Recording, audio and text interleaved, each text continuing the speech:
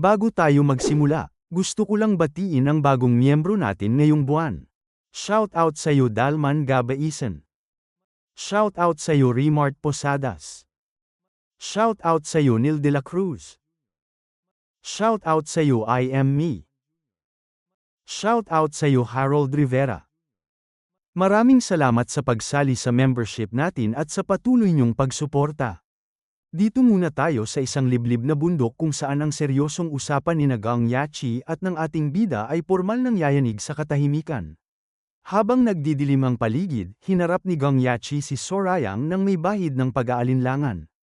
Wika ni Gang Yachi, magpapahinga ka ba talaga rito? Hinarap siya ng ating bida nang may napakakalmadong tono. Wika ni Sorayang, bakit? May problema ba? Ibinaba ni Gang Yachi ang mabigat na ulat tungkol sa papalapit na panganib mula sa kaaway. Wika ni Gang Yachi, sinabi ko sa inyo na ang mga puwersa ng Zhongnan sect ay nakarating na sa mga timog na rehiyon ng Shanxi. Kung isinasaalang-alang ang kanilang bilis, narito na sila sa loob ng 2 araw.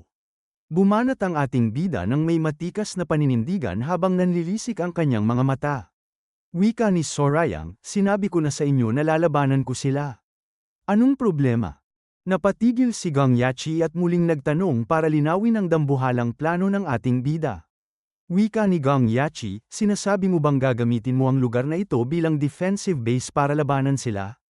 Isang napakalupit na sagot ang isinalubong ni Sorayang habang sinusuri ang bawat anggulo ng paligid. Wika ng ating bida, defensive base. Siyempre, pero hindi rito. Literal na napatigil ang hininga ni Gang Yachi sa gulat. Wika ni Gang Yachi, ano? Itinuro ng ating bida ang tapat na si Dongpil habang binalot ng matinding kumpiyansa. Wika ni Sorayang, kami ni Dongpil ay pupunta roon para ubusin sila. Yanig ang utak ni Gang Yachi sa tindi ng revelasyong narinig. Wika ni Gang Yachi, kayong dalawa lang? Ipinaliwanag ni Sorayang ang lohika sa likod ng kanyang dambuhalang desisyon na yayanig sa kumpiyansa ng kaaway. Wika ng ating bida, nagpapagaling pa si Yorin kaya hindi niya dapat pilitin ang kanyang sarili, at hindi naman marunong lumaban ng maayos si Anghua. Ibig sabihin, kaming dalawa na lang. Sa tingin ko. Ganoon na nga, maikling tugon ni Gang Yachi. Diniinan ng ating bida ang halaga ng isang sorpresang atake para makuha ang lamang. Wika ni Sorayang, may malaking pagkakaiba ang laban na inaasahan mo at ang isang ambush. Maaari natin silang tambangan dahil alam natin kung ilan sila at kung saan sila nanggagaling. Gulat na gulat si Gang Yachi sa tindi ng taktika ng ating bida. Isang napakalupit na ngiti ang semilay sa mga labi ng ating bida. Wika ni Sorayang, hindi ba't ang simpleng panunood at paghihintay na mahulog ang mansanas mula sa puno ay masyadong nakakapagod? Sabi ni Gang Yachi sa kanyang isip habang naniningkit ang kanyang mga mata sa tindi ng paghanga, tama siya. Naging mas maingat ako dahil nasa teritoryo tayo ng Righteous Heavenly Alliance, pero dahil lang sa kailangan mong maging maingat ay hindi ibig sabihin na kailangan mong maging passive. Ang kakayahang makuha ang lamang sa isang sitwasyon sa kabila ng pagiging nasa teritoryo ng kaaway, nakikita ko na kung paano siya nakarating sa posisyong ito.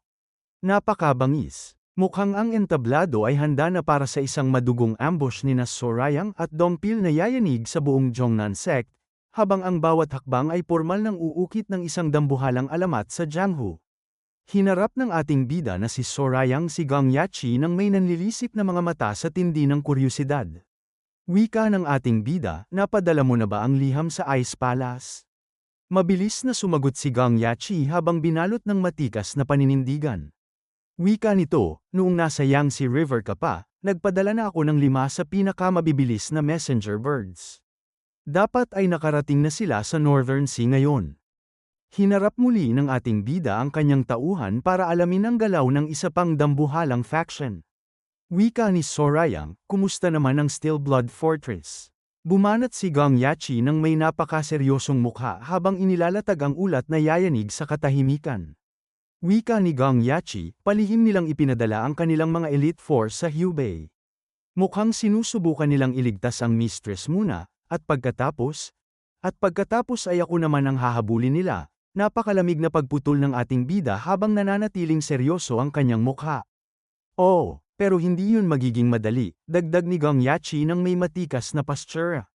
Napakalupit na obserbasyon ang binitawan ni Sorayang tungkol sa sitwasyon ng kanyang mga kaaway. Wika ng ating bida, napansin ko na nabawasan ang mga Plum Blossom Swordsman.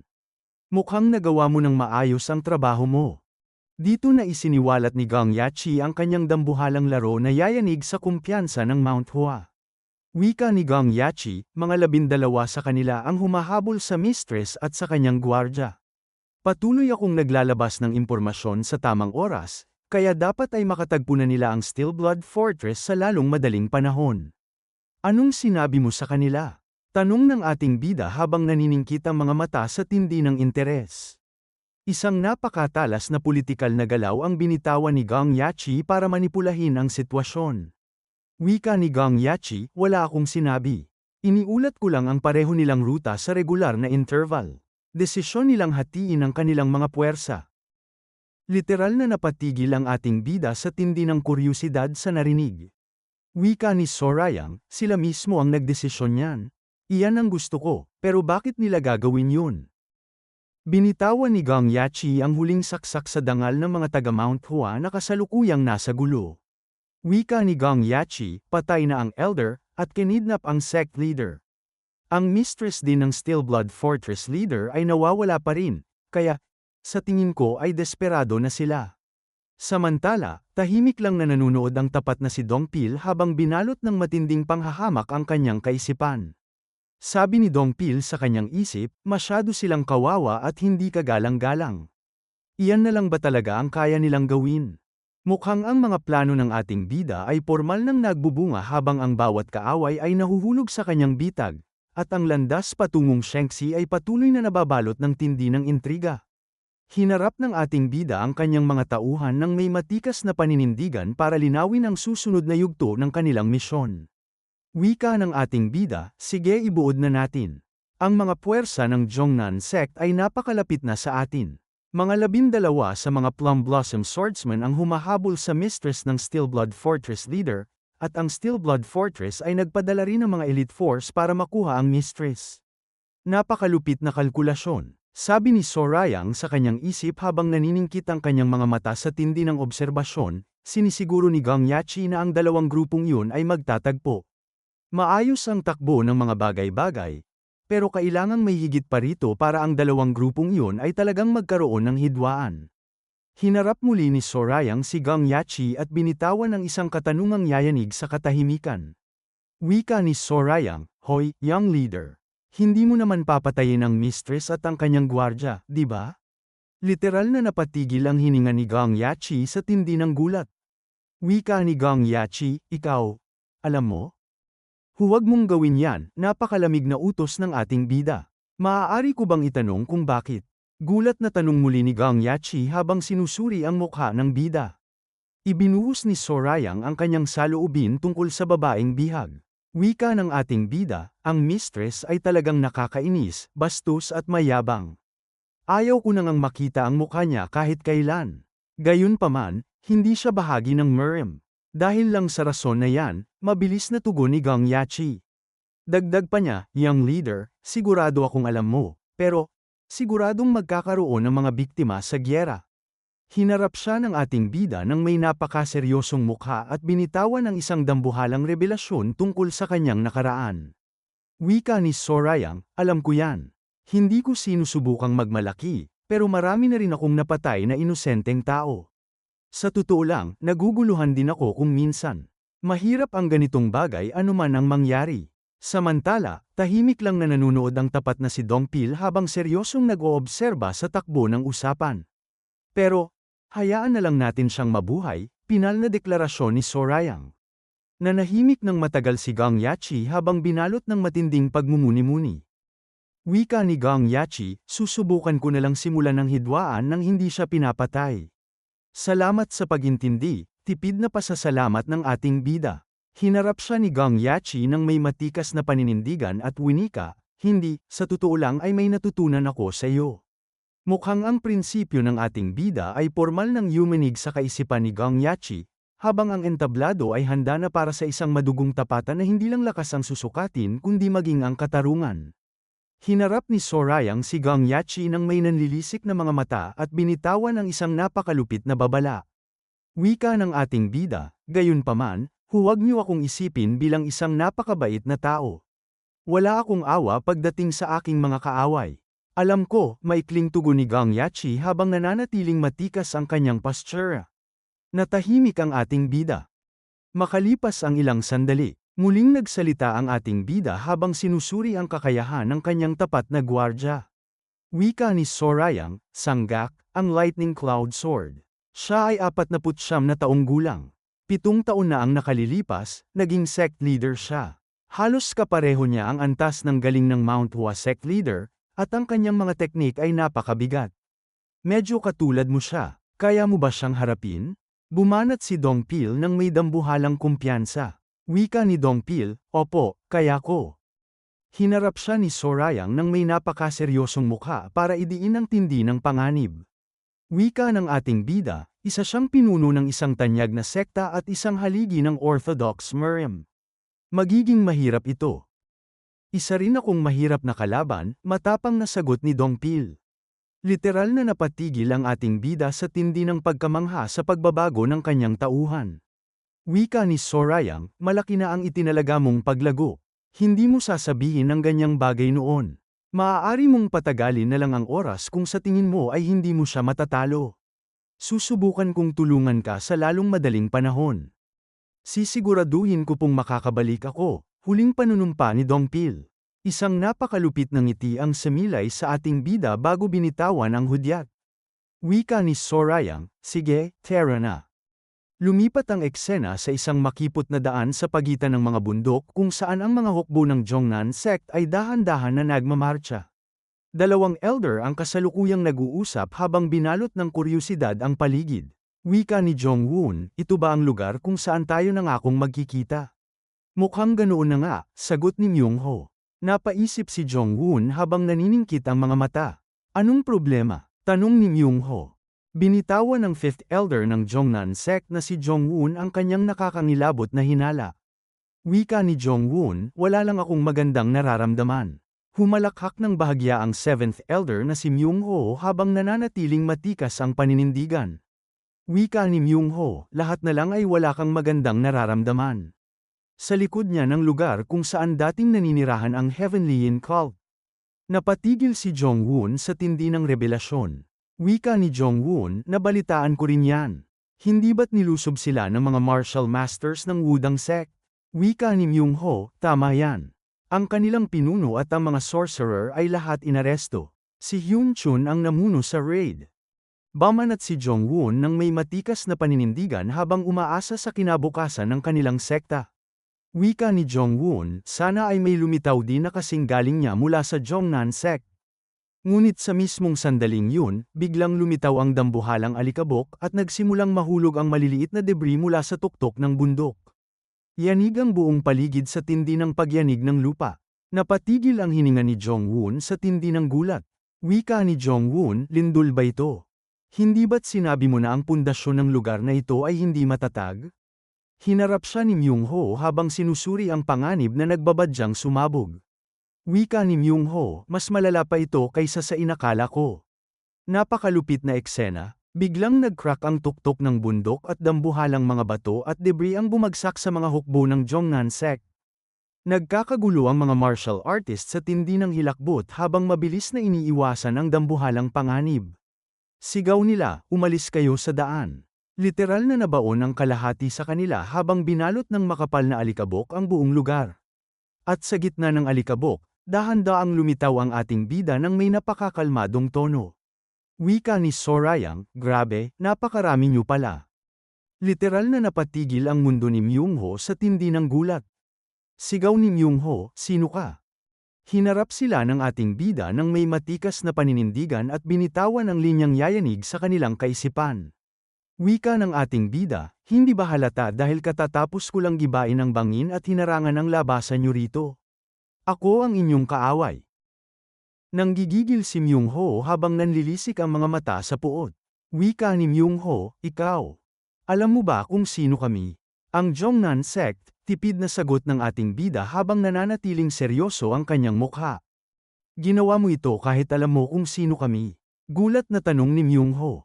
Isang napakalupit ng ngiti ang semilay sa mga labi ng ating bida. Wika ni Sorayang, akala mo ba basta-basta na aatake na lang ako sa mga estranghero? Hindi naman ako ganoon kabaliw. Dambuhalang nagwala sa galit si Myung-ho. Wika ni Myung-ho, ikaw. Halos hindi ka pa nga matanda. Paluhurin siya. Mabilis na binunot ng mga kawal ng Jongnan sect ang kanilang mga espada nang may matikas na paninindigan para sa isang madugong tapatan. Mukhang ang ambush ng ating bida ay formal nang nagpabagsak sa moral ng Jongnan bago pa man magsimula ang tunay na labanan, at ang entablado ay handa na para sa paghaharap ng mga halimaw ng Jiangho. Hinarap ni Sorayang ang kawalan ng may napakakalmadong tono habang tinitimbang ang bawat direksyon ng kanyang mga kaaway. Wika ng ating bida sa kanyang isip, sigurado na ako ngayon. Lahat ng apat na direksyon ay hinarangan na at wala ng mga bangin. Mayroon pang maraming tao sa kabila, nakumpirma ko na ito gamit ang aking pandama at ang impormasyon ng Haosek. Napakahirap subukang lumaban habang itinatago ang aking demonic energy sa lahat ng oras na ito. Pinakawalan ni Sorayang ang kanyang chi na yayanig sa pundasyon ng buong bundok. Literal na napaatras ang dila at napatigil ang hininga ng mga kawal ng Jongnan sect sa tindi ng gulat. Isang nakakangilabot na red chi ang dahan-daang umiikot sa kamao ng ating bida habang nanlilisik ang kanyang mga mata sa tindi ng kagalakan. Wika ni Sorayang sa kanyang isip, hindi ko ganap na inilabas ang aking demonic arts kahit noong nasa Yangtze River. Ito ang unang pagkakataon na bubuksan ko ito ng buo simula noong kinalaban ko si Lee Cheon-sang. Binitawan ng ating bida ang kanyang pinakamalupit na teknik, 9 Depths Demonic Arts. Literal na napatigil ang mundo ni Jong-woon sa tindi ng hilakbot nang maramdaman ang kapangyarihang bumabalot sa paligid. Wika ni Jong-woon, ito ay demonic energy. Gumagamit siya ng demonic arts. Napakalupit na eksena, biglang sumugod pasulong ang ating lodi para umatake ng mas mabilis pa sa kidlat. Hinati niya ang isa sa gitna ng parang isang hamak na papel lang. Mabilis sinuntok at sinipa niya ang mga ulo ng dalawa hanggang sa tuluyang tumalsik ang kanilang mga ulo. Ang mga sandata, braso, at mga ulo ay literal na nagliparan sa ere sa isang pikit mata lang sa tindi ng bagsik ni Sorayang. Nanlaki ang mga mata ni Jong-woon sa tindi ng gulat at pighati. Wika nito, hindi ako makapaniwala. Ang mga kawal ng Jongnan sect ay tuluyan ng binalot ng takot at nanginginig na sa tindi ng hilakbot. Wika ni Jong-woon, imposible, hindi ito kapanipaniwala. Huminto ang mga paa ng ating bida at nanatiling nakatayo sa gitna ng madugong tanawin. Lumingon siya nang may nakapanghihilakbot na mukha at isang napakalupit na ngiti. Wika ni Jong-woon, isa siyang halimaw. Lumipat ang eksena sa ibang lugar kung saan ang hangin ay puno ng nagbabadyang panganib. Literal na napatigil ang hininga ni Sanggak nang may maramdaman siyang isang presensya na papalapit sa kanyang kinaroroonan. Dahan-daang lumalapit ang matapang na si Dongpil habang hawak ang kanyang espada. Sa harap ng hukbo ng Jongnan, matikas na humakbang si Dongpil para harapin ang kanilang pinuno. Wika ni Dongpil, ikaw ba si Sanggak, ang Lightning Cloud Sword at ang leader ng Jongnan sect? Napakalupit na tensyon. Mabilis na binunot ng dalawa ang kanilang mga espada habang yanig ang buong paligid sa tindi ng puot. Dambuhalang sumigaw ang isang elder nang may nanlilisik na mga mata sa tindi ng galit. Sigaw ng elder, napakabastos mo. Alam mo ba kung sino ang kinakaharap mo ngayon? Hinarap sila ni Dongpil nang may napakakalmadong tono at hindi man lang natinag sa tindi ng pressure. Wika ni Dongpil, sagutin mo ang tanong ko. At sa mismong segundo na yun, nagsimulang magliwanag ang espada ni Dongpil nang may nakakangilabot na ningning. Literal na napatigil ang hininga ni Sanggak habang sinusuri ang dambuhalang kapangyarihang nagmumula sa sandata. Wika nito, isang demonic sword. Bakit ako hinahanap ng isang demonic martial artist? Dahan-daang idinilat ni Dongpil ang kanyang mga mata sa unang pagkakataon at matikas na tinitigan ang kanyang kaaway. Binalot ng dambuhalang hilakbot ang paligid sa tindi ng kanyang titig. Wika ni Dongpil, lalabanan kita. Pinakawalan ni Dongpil ang kanyang chi na yayanig sa pundasyon ng buong lugar habang inihahanda ang sarili para sa isang madugong tapatan.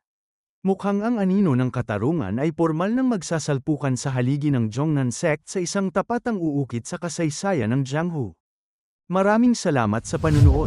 Kung nag-enjoy kayo, click nyo naman ang like button at mag-subscribe para lagi kayong updated sa mga uploads namin.